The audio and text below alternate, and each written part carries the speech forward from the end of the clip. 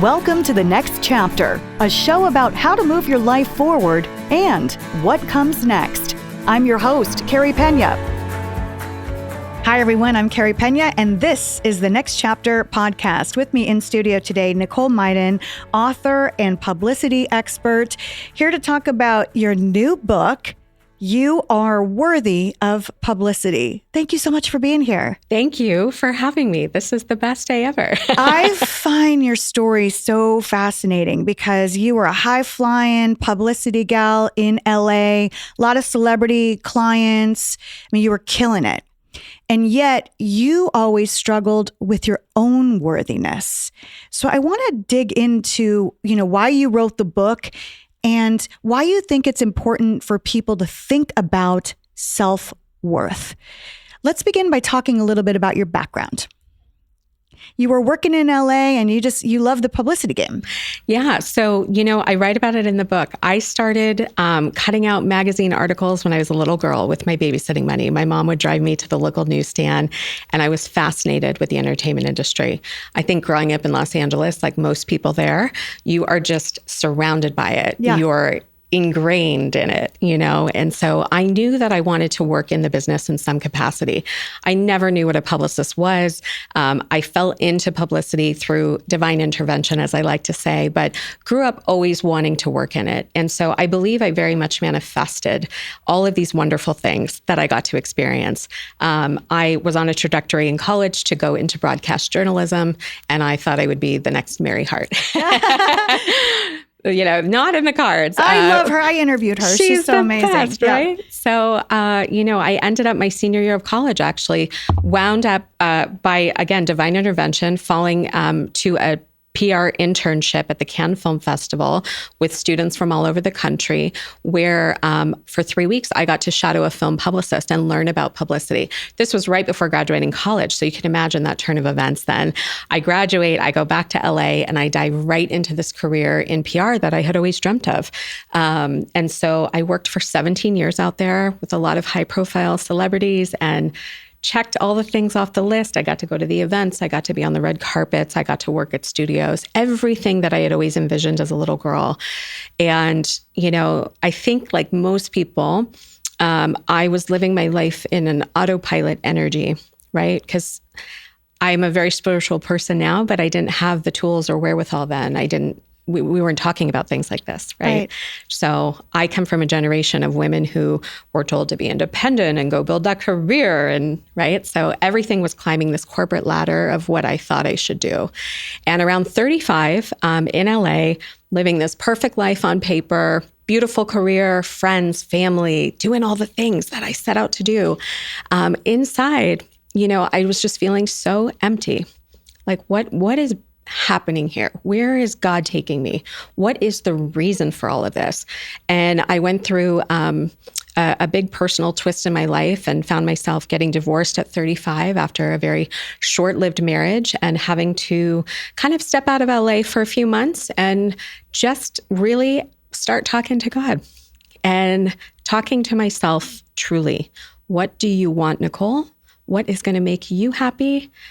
Not what's going to make everyone else happy. And at that time, you can imagine, I had been a bridesmaid 13 times. I was watching all my friends get married and have families, and very much things that I want and believe and trust that God will bring those in divine timing when they're meant to come into the picture in whatever way they are. But I just knew I needed to leave LA. That was the core ping. And so I ended up moving to Scottsdale on a total gut instinct 8 years ago. I left my entire identity behind. And, everyone thought I was crazy. How could you give up this career you worked so hard for? What are you going to do in Scottsdale? That was a whole new chapter waiting for me. Scottsdale's been amazing.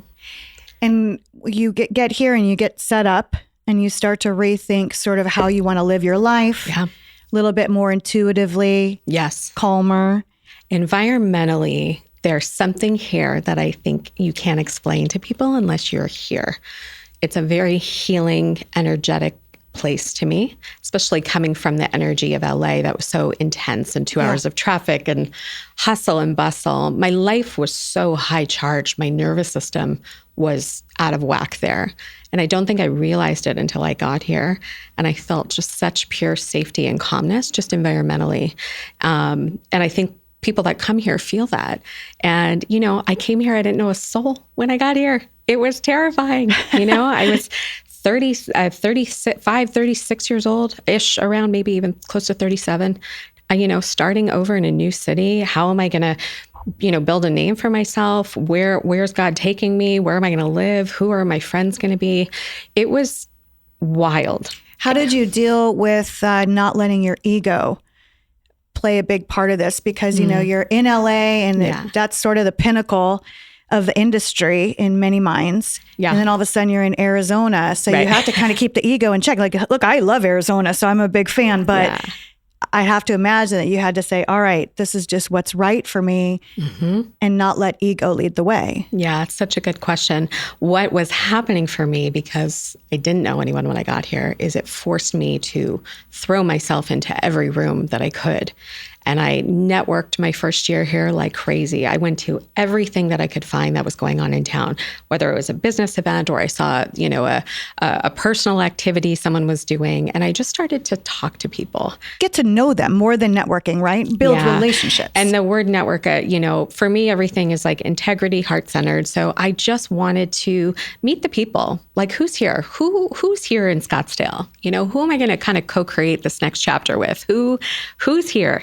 And what was happening was I was meeting all of these amazing creators and entrepreneurs who were so in their craft and so lit up about what they were building in community.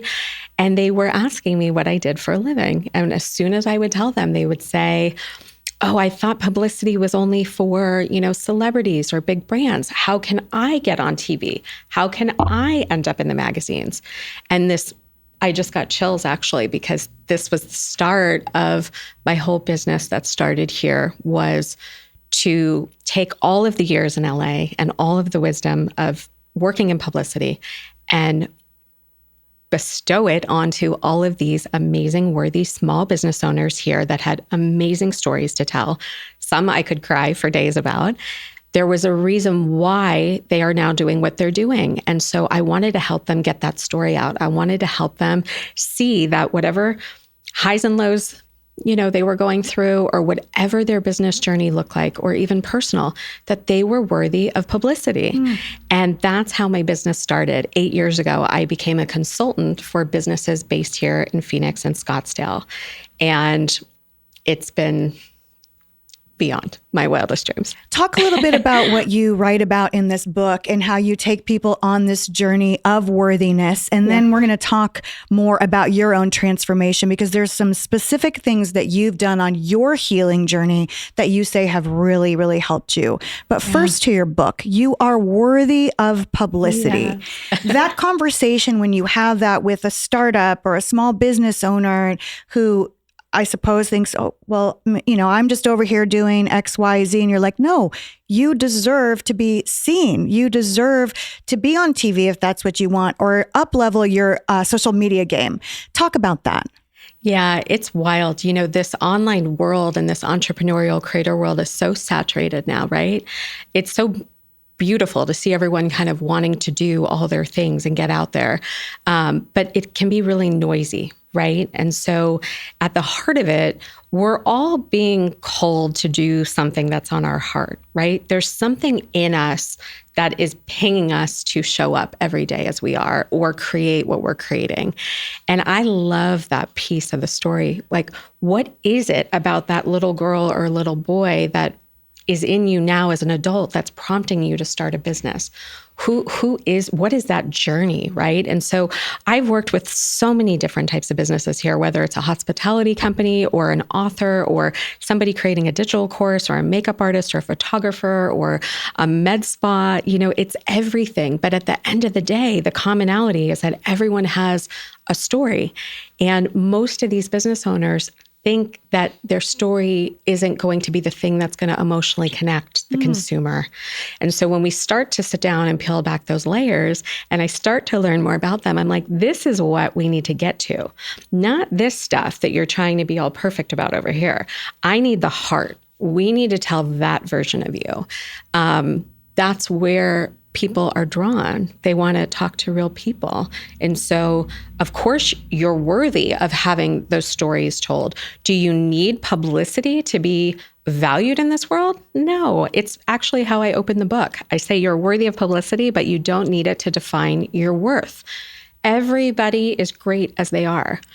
But if these opportunities exist for you to connect to wider audiences and impact people with your authentic, beautiful story, why wouldn't we want to kind of dance with them? Why wouldn't we want to learn how to step into that power of falling in love with that perfectly imperfect story that could light another soul on fire in the best way possible? I love that. Right? Can you give a tip that you share with people when they come to you seeking help and how to reach more people?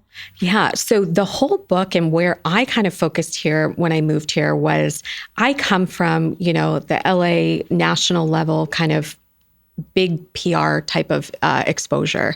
When I got here, though, I realized how powerful this market is for people. This is a beautiful media market. Mm-hmm. And I think what happens is a lot of business owners think, okay, I need to be on the Today Show to be credible. I need to be on Good Morning America, or I need to be in Forbes. Well, those are beautiful goals and manifestations, and I hope they come true for everybody, because why not? But when we look at all the opportunity right in our own backyard, in our local market, it is powerful. If you are a business based here in Phoenix and Scottsdale, and people here don't know how you can service them and how you can help them, what is the point of being here, right? So what a beautiful thing to learn how to build genuine relationships with your local media in your regional market where your business is based. No matter what city you're in. No matter what city. You can be in Austin, Texas. You can be in, West Orange, New Jersey, anywhere. Everybody needs to tap into the market they're based and start building those genuine relationships. And not because we need anything from anybody. We want to share. How can we support each other? I always say that. Sharing, not selling. That's right. Share your story. The media, and I could say this because I come from the local news world, we're always looking for stories. That's right. But we don't want to feel like we're being sold or pitched. We want to see something and go, wow, what that guy's doing with his business is so cool. That's so unique. And then the media will, essentially, you can flip the script and the media will come after you. That's right. And you just brought up such a good point that I talk about in the book, is that I like to teach this and talk about it with clients from an energy perspective. And this was a big thing that I learned when I moved here and I went on my own much deeper dive into spirituality, is that this is all energy. Publicity is energy. These are energetic, momentous opportunities for us to connect with maybe one new person that sees it, that's inspired by our story, that could be inspired by the solution that we are bringing forth in our business, a service we're providing, right? So when you're in the energy of, I'm open to receiving these opportunities, I'm open to trusting that if I'm supposed to sit here and talk today, I have chills. It's all divine, right? We have all of these beautiful opportunities. The thing holding most business owners back is the worth part. They don't think they're worthy of reaching out to a media outlet to say, hey, here's, what's going on in our business. If it resonates, great, but we just want you to know what's going on here. Right. I think the energy part of the equation is so important. And I think one of the mistakes that people make is they get caught up in the numbers. That's right. I would rather have people who are truly our tribe, who want to see the media we're producing, who care about inspirational stories and positive content. I'd rather have people who are really paying attention than a larger number of people. Yes. Because I could just slingshot stuff out. That's right. And people click, click, click. But That's who's right. receiving the message and why am I doing it? I always ask myself that same thing. Yes. So when we talk about the energy part, I think this is really important for the audience because you've gone on your own healing journey. And as I said off the start of the show, even though you had this really big time career in publicity, you still were questioning your own worth. Yeah. And then you had a real tragedy in your family when your father passed away suddenly. Yep. Talk about what happened there. And I'm so sorry about that for you and your family. And then just how being thrust into grief. Yeah. Grief is such a pivotal topic in life that so many people don't talk about. And I think having gone through it, I've tried to shed more light on it on social media over the last 6-7 years. Like I said, my life, we have these moments where God will force us sometimes to take stock if we're not already. And I don't believe that my father was taken from me to teach me something or punish me. But it is in these moments, if we're open to it, that I believe the greatest next version of ourselves can emerge. Because when your life is literally flipped upside down, you have to just face the person in the mirror. And if you're in flight or fight mode like I was, there is nobody except you against you. And, when I got here, like I said, I was, riding high. I was meeting so many people. My business was booming. I was in such a good place. I felt like, okay, I moved here. I built a great life for myself. Things feel really aligned. Things feel good. And then literally one day, I get this phone call from my mom that my father basically dropped dead suddenly. And so can you ever prepare for those moments? I don't think so. I don't think there's a right or wrong. I don't think there's a book to navigate these things. It was a real life, harsh moment happening, and it gutted me. And I feel like you go through these sudden moments like that, and it forces you, how could it not, to question everything. And I think what happened for me in that process is I had to heal a lot of unsaid things, right? Because he died suddenly and I wasn't in the same state with him. I wasn't there with him.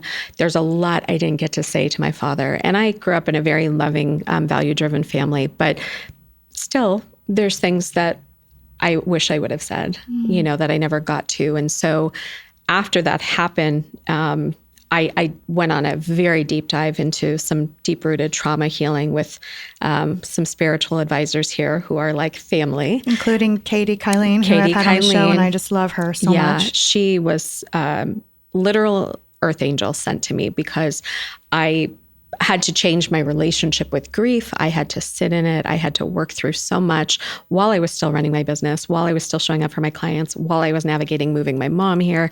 There was so much swirling energy. And, one thing I've learned from Katie and another dear spiritual advisor of mine here, Jen Stone, who's in town, Feng Shui by Jen, she's amazing. They started to talk to me about seasons in life. And I think what happened to me prior to my father dying is I was gripping on to how I thought my life needed to go. Nicole, you need to be married by this age. You need to have children by this age. You need to have the career peak at this age. You need everything to go as it's supposed to. And that energy alone, until I was aware of it, I didn't even realize actually how damaging it was for my soul. Because what I believe God was trying to do through me healing and grieving was to get me to surrender. And if you look around in life day to day, most people are not living in surrender. We're all trying to, right? So my father dying was a soul death for me. I feel like I died with him, and I feel like the old version of me died with him. It was horrible. I mean, it was as horrible as anyone can imagine. I went into a depression. I was not myself for probably a good 2 years.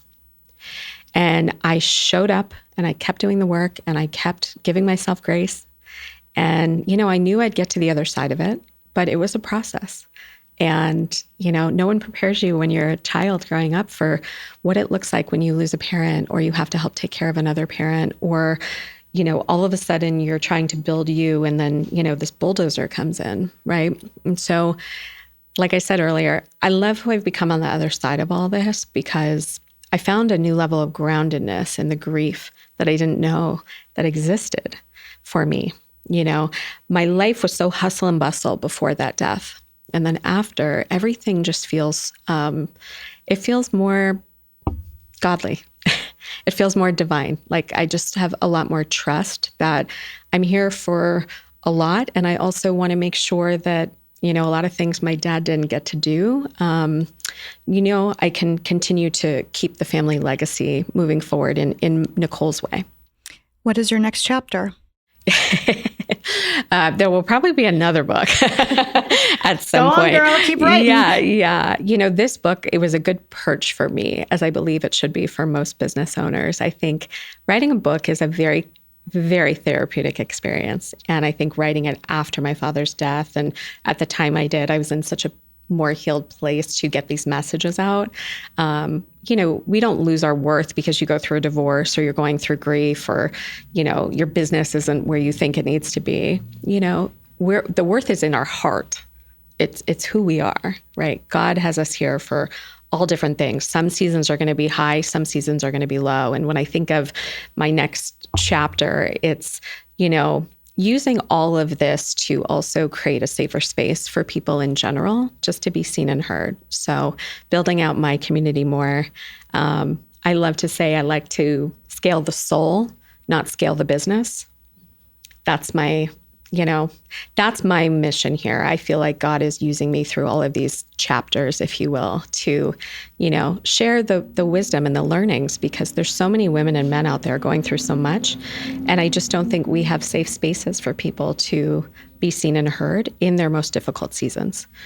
And I love your message, especially about the fact that being seen and heard does not necessarily mean that it has to be by millions of people. That's right. It can be by a close circle of people who really want to hear what you're saying, who really care about what you're doing. That's right. And to me, there's some shift going on there, that people are paying attention to that it's not just about sheer numbers. Yeah, people get very caught up in the numbers and how everything looks. But if you can create impact and get your message out to just one person that needs to hear it, how beautiful, how beautiful is that?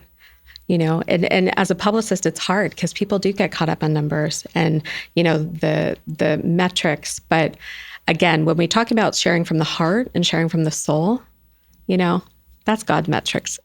I love that. Boy, you drop a lot of good little social media tidbits for metrics, us to tweet out. We can't even call it tweeting anymore. What do we say? X out? Yeah. For us to X out. Nicole, thank you. You're just absolutely lovely. I appreciate you being here Thank you for having me. Share your journey in hopes of helping others. And where can people find out more about your book? Yeah, so the book's on Amazon. Anyone can get it there. And then at Nicole Myden is where I play on Instagram. So you can always reach me there, and NicoleMyden.com for anybody locally that wants to work with me. Thank you so much. I appreciate you. And thanks to all of you for watching and listening. This is the Next Chapter podcast. I'm Carey Pena.